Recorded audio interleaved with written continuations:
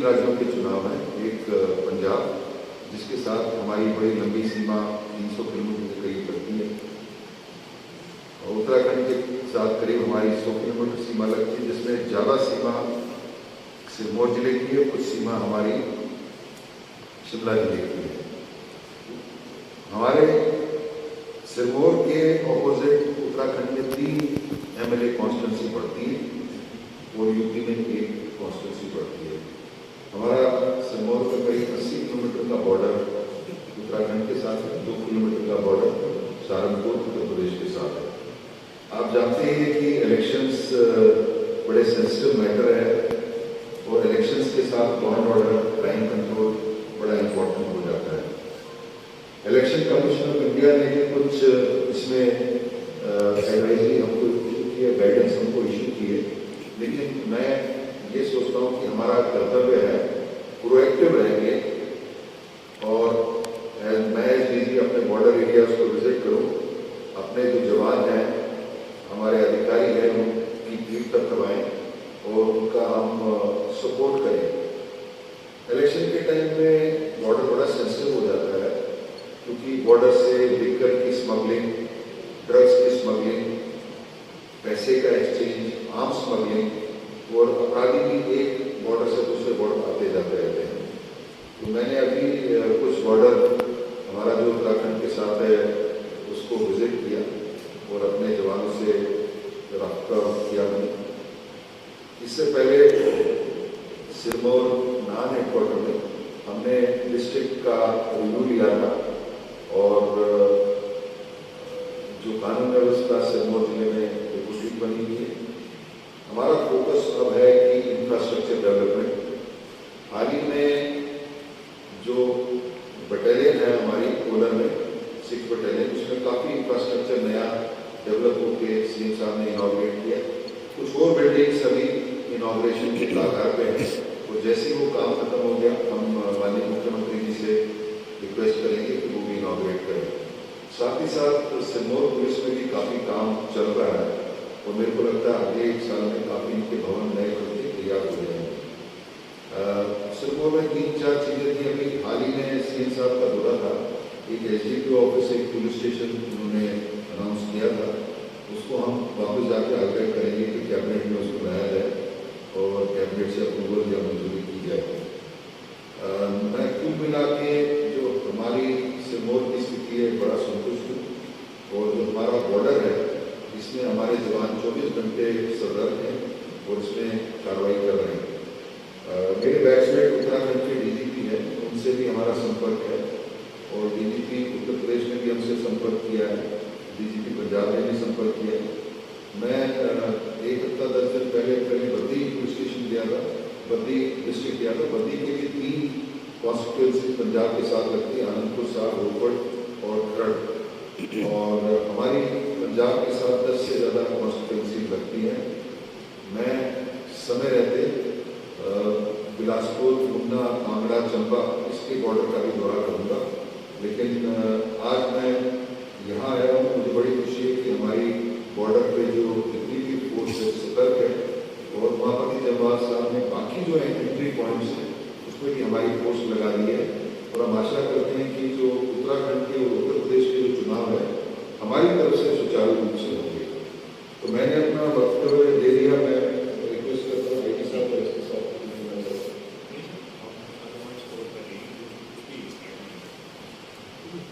आप भी बात आपको शेयर करना चाहते हैं। आपके अगर कोई प्रश्न हो तो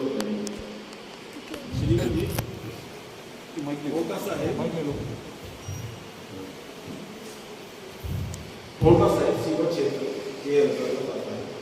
जैसा कि आपने कहा कि आपने कई राज्यों की सीमाओं से जुटा हुआ है, यहाँ पर उत्तराखंड, पंजाब, हरियाणा और यूपी का ट्रैफिक बहुत है। क्या आप समझते हैं कि मात्र 13 पुलिसकर्मी सफिशिएंट है इतने बड़े शहर को संभालने के लिए? देखिए, ऐसा है कि ये सरकार को हम आग्रह कर रहे हैं कि हमारे थाने की नौकरी बढ़ाई जाए, क्योंकि पुलिस के बड़े मल्टीवेरियस ड्यूटी लोग हैं। लेकिन आप जानते हैं कि हाल में माजरा वाला जो थाना है यहीं से बने हैं। और सीएम साहब ने एक और थाना अनाउंस किया, एक सब डिविजनल ऑफिस अनाउंस किया। ये हमारी सरकार के साथ रिक्वेस्ट चल रही है कि क्योंकि हमारे क्राइम का पैटर्न भी चेंज हो गया, क्राइम बढ़ रहा है और ट्रैफिक भी बढ़ रहा है और बॉर्डर एरिया सेंसिटिव बनता जा रहा है। तो हम सरकार से निरंतर ये आग्रह करते रहते हैं कि थाने की नफरी बढ़ाई जाए। अभी एसपी साहब ने प्रेजेंटेशन में बताया कि कई पुलिस स्टेशन है जिसके हेड सब इंस्पेक्टर आज के दिन में, लेकिन सेंसिटिविटी देखते हुए उसको इंस्पेक्टर रैंक करना चाहिए। तो हम ये सारे जो मामले हैं सरकार के साथ उठा रहे हैं और मेरे को लगता है जैसे जैसे सरकार के रिसोर्सेज होंगे, वित्त पोषण होगा, वो धीरे धीरे करके सैंक्शन हो जाएगा। अभी अभी आपने कहा और आपने खुद भी विजिट किया है 2 सीमा क्षेत्रों का, बहराल का और गोविंदनगर। क्या ऐसी स्थिति में आप समझते हैं कि एक वाहन के सहारे पूरे शहर को और चुनाव को कंट्रोल किया जा सकता है? देखिए ऐसी बात नहीं है, वाहन से बहुत ज़्यादा इसका लेना देना नहीं है। आप अगर बेशक हेलीकॉप्टर भी लगा दोगे उससे भी कोई असर नहीं पड़ेगा। ये पुलिसिंग का वर्क डिफरेंट टाइप का होता है। लेकिन हाल ही में 99 गाड़ियाँ सरकार ने सैंक्शन की थी और 153 गाड़ियों का प्रपोजल हमने अगेंस्ट कंडेमनेशन सरकार को भेजा है और सरकार के विचाराधीन है। हम ये आशा करते हैं कभी भी वो सैंक्शन हो जाएगा। जब सैंक्शन हो जाएगा तो हर जगह नई गाड़ियाँ मिलेगी। ये मैं मानता हूँ कि देखिए ऐसा बॉर्डर संवेदनशील है, लेकिन दूसरी बात है कि compare to Haryana, compare to Punjab, compare to UP, ये भी मानना है कि हिमाचल पीसफुल है। और जो मापदंड जैसे यूपी में है, बड़ी घनी आबादी है यूपी की आबादी 23 करोड़ है, हिमाचल की आबादी 70 लाख है। यूपी में तो एक जिले हैं 70 लाख के, तो कंपैरिजन करना ठीक नहीं है। बीते सिरमौर प्रवास के दौरान आपने कहा था कि माजरा थाना बनाया जा रहा है, कैंडल बनाया जा रही है, उसका क्या स्टेटस है, कहाँ तक पहुंचा? देखिए ऐसा है कि अभी एसपी साहब इसका बताएंगे। चलिए यार माइक माजरा थाने के लिए हम भूमि के लिए कुछ लैंग्वेज कर रहे हैं, जो हमें पहले भूमि मिली थी वो अप्रोप्रिएट मिल पा रही है। इसीलिए मैं इस हिसाब से बात की इसलिए हमें भूमि मिलेगी तो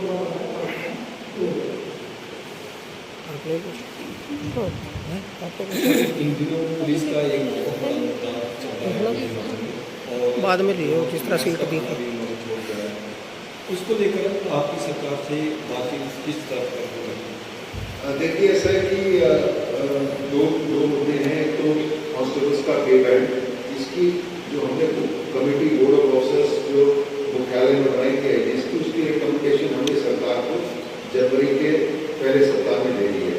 दूसरी हमने जो रिकमेंडेशन दी है राशन मनी अलाउंस की, जो खाने का बनता है, और तीसरी हमने रिकमेंडेशन दी है जो 1 मंथ की सैलरी होती है, जो पुलिस कर्मी 365 दिन काम करते, छुट्टियाँ नहीं होती, उसकी कंपनसेशन में कुछ इनको मिलता है, वो 2012 के रेट पे फिक्स किया है। हमने ये रिक्वेस्ट किया कि आज की करंट सैलरी के हिसाब से किया जाए, क्योंकि 2012 की जो सैलरी है 15 दिन की कंपनसेशन होती है। तो तीनों प्रस्ताव हमारे सरकार के विचाराधीन है। मैं सोलह में रुका था, मैं सब लोगों से बेसिकली मिलता हूँ, हमारे जवानों, उन्होंने भी दोबारा बोला कि ये जो पे बैंड का इशू है तो हम दोबारा सरकार के साथ वापस जाने पर उठाएंगे। ये बड़ा सेंसिटिव इशू है, इसको सरकार सहानुभूतिपूर्वक और पे करके कंसिडर करें। जैसा आज आपकी एक कॉन्फ्रेंस में भी हुआ है, जो सुंदरनगर में मौतें हुई हैं अवैध शराब से, पोंटा साहब में भी पिछली बार जब आप आए थे कि यमुना ब्रेवरेज करके उनके मालिक भी यहाँ आए थे, आपने सम्मानित किया था। उसके बाद उसी फैक्ट्री को रेड की थी एक्साइज विभाग ने कि वो जो शराब फैक्ट्री है वो अवैध परमिट पे चल रही थी। ऐसे में चलो मंडी में तो अब कार्रवाई होगी, आपने कार्रवाई 72 घंटे में बोला कि कार्रवाई होगी। पूरे हिमाचल में इसके लिए क्या कार्रवाई होगी जो और अवैध की फैक्ट्रियाँ चल रही है, अवैध शराब का कारोबार हो रहा है? देखिए ऐसा है कि ये प्रश्न में तो वहाँ भी पूछा था, जो शराब का एक अलग विभाग है। तो अगर आपने एक्चुअली एक्साइज एक्ट पढ़ा होगा, उसमें रेगुलेशन, कंट्रोल, लाइसेंसिंग, ट्रांसपोर्ट सब एक्साइज डिपार्टमेंट है। हमको थोड़े डेलीगेटेड पावर्स हैं।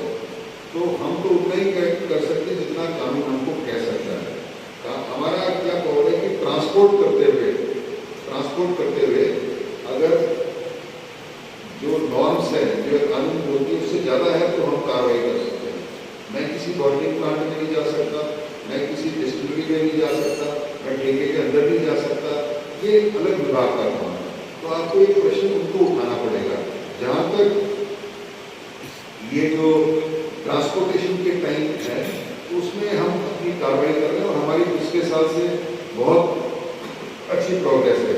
पिछले साल में हमने 5 केस ऐसे जो हमने गाड़ियाँ वाड़ियाँ पकड़ी है ट्रांसपोर्टेशन में, कागज वागज जितनी है, वो हमने एनफोर्समेंट डायरेक्टरेट, सतर्कता जो डायरेक्टरेट है निर्देशालय ईडी जो भारत सरकार के, उसको भी दी है हमने फाइनेंशियल इन्वेस्टिगेशन के लिए। वो एडवांस स्टेज में है, हमारी एफआईआर के बाद वो भी एफआईआर करते हैं, वो कर रहे हैं। जो हमारे पास कानून में शक्तियाँ हैं उसके अनुसार हम काम कर रहे हैं। बाकी ये काम दूसरे विभाग का है, तो आपको प्रश्न उनसे पूछना। जैसे एक मामला सामने आया था एक एसएचओ को रिश्वतखोरी के मामले में, और उससे चिट्टा भी बरामद हुआ था उसकी गाड़ी से, बिलासपुर। बिलासपुर का मामला सर, दोबारा बोल दो। बिलासपुर का मामला, हाँ बिलासपुर का मामला, एक एसएचओ वो आपसे यहाँ से कैसे रिलेट करता है? वो तो सिर्फ का नहीं है, वो तो हाई कोर्ट में मैटर है। देखो ऐसा ना, जो मैटर सब जुडिस है उसकी बेल हो गई हाई कोर्ट में, I can not comment on that, this is already. Sir पूरा सुनिए। उसी विषय में पुलिस में भ्रष्टाचार रोकने के लिए आगे आपकी तरफ से कुछ ऐसे पग उठाए जाएंगे कि ऐसा भ्रष्टाचार रोका जाए? देखो तो हाई कोर्ट के सब जुडिस मैटर में मैं कैसे कमेंट कर सकता हूँ? हमने उसको पकड़ने के लिए मुहिम लगाई, उसको एंटिसिपेटरी दे दी, तो उसके बाद ज्वाइनिंग यूनिवर्सिटी। सर आगे ऐसे मामले रोके जा सकें उसके लिए आपकी तरफ से क्या? सुनिए sir, there is rule of law in the country. Rule of law में हर everyone is innocent till he is proved guilty, ठीक है? वो मेरे पे भी अप्लाई करता है, आपके भी अप्लाई करता है। आपके अगेंस्ट कोई कार्रवाई होगी, आप कोर्ट में जा सकते हैं। कोर्ट में इसमें रिलीफ मिलने का प्रावधान है, तो ये हम लीगली कर सकते हैं।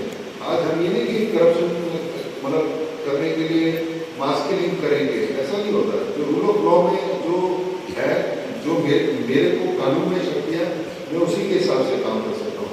मैं करूँगा कानून के हिसाब से काम, रूल ऑफ लॉ के हिसाब से काम।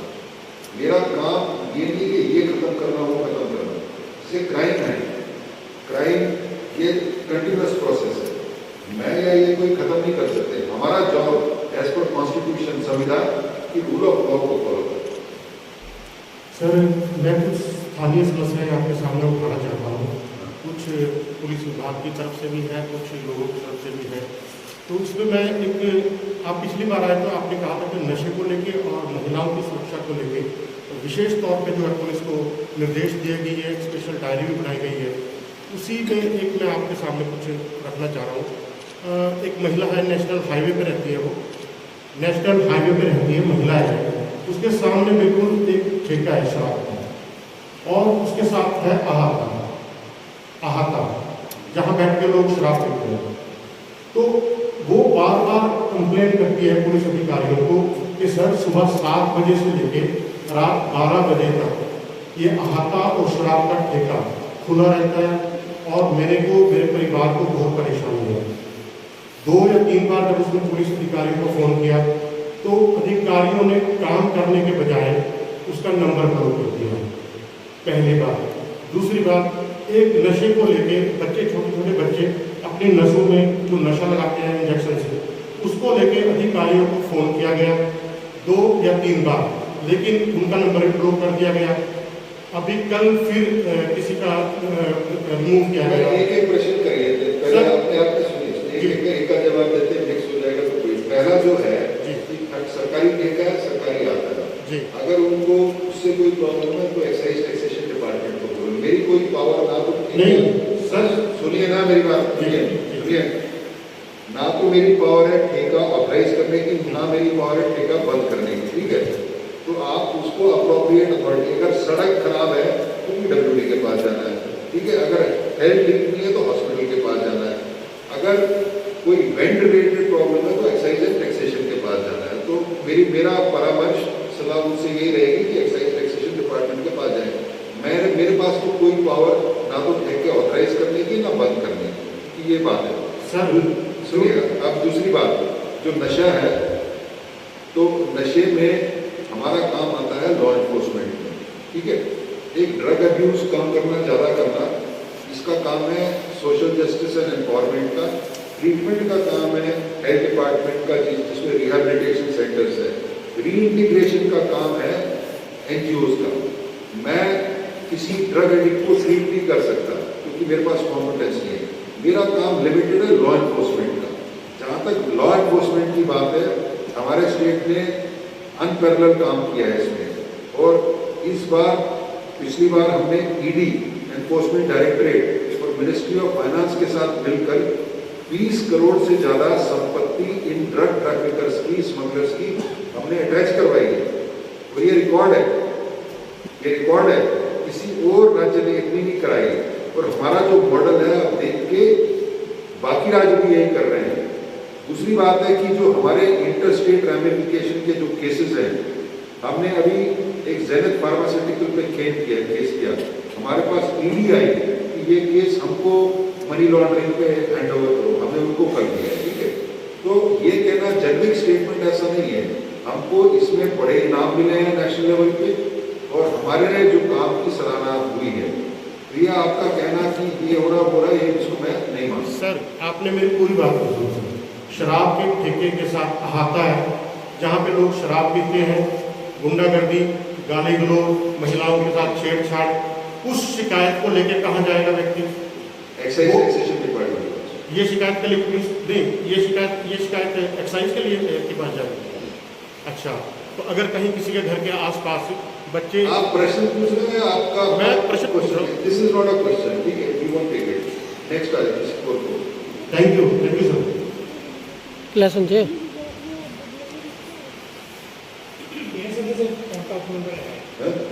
उपमंडल जो डिवीजन है, ये करीब 100 किलोमीटर तक इसका बॉर्डर एरिया है, शिमला डिस्ट्रिक्ट तक, मीनस तक। यहाँ स्टाफ का बड़ा अभाव रहता है। बोल दिया। हाँ, देखिए ऐसा है कि कोंटा सब डिवीजन बड़ा है। ऐसे 2-4 सब डिवीजन है जो बॉर्डर के बड़े सेंसिटिव हैं। एक तो नूरपुर है, एक कोंटा है, और बद्दी में आपने देखा पुलिस डिस्ट्रिक्ट बनी गया है क्योंकि वहाँ बहुत ज़्यादा इंडस्ट्रीज है। तो सरकार ने ये सोच हो रही है अभी कि जो बॉर्डर एरियाज को कैसे स्ट्रेंथन करें। ये माननीय मुख्यमंत्री जी ने मेरे को बुलाया था, इसमें बात की थी कि जैसे नूरपुर है, नूरपुर अगर आप देखोगे उस तरफ पठानकोट है, पठानकोट एक चिकन नेक बन गया है। चिकन नेक बड़ा सेंसिटिव है, और पठानकोट में क्योंकि बॉर्डर बड़ा नज़दीक है, JNK को एंट्रेंस है, तो उसमें हाल ही में कैबिनेट ने DSP की पोस्ट एडिशनल SP की कर दी। तो ऐसी कोंटा के बारे में और दूसरे सेंसिटिव सब डिविजन्स के बारे में कुछ विचार चल रहा है कि कैसे इसको बेहतर किया जाए, कैसे इसमें पुलिस लीडरशिप और पुलिस स्टाफ का बेटर हो। सरकार ने नूरपुर तो ऑलरेडी कर दिया है, और ये भी एक रिडार पे है कोंटा, क्योंकि ये बॉर्डर का सब डिवीजन है। सब जानते हैं कि काफ़ी हैवी पॉपुलेशन हो गई है। UP, हरियाणा, उत्तराखंड 3 स्टेट से इसका बॉर्डर लगता है। ये भी एक तरह का चिकन नेक है। काफ़ी इंस्टीट्यूशंस आ गए, IIM भी आ गया है, हमारा बटालियन भी है, यहाँ फैक्ट्रीज भी बहुत है। तो ये भी सरकार में विचार चल रहा है कि कैसे इसको बेटर पुलिस किया जाए। Thank you.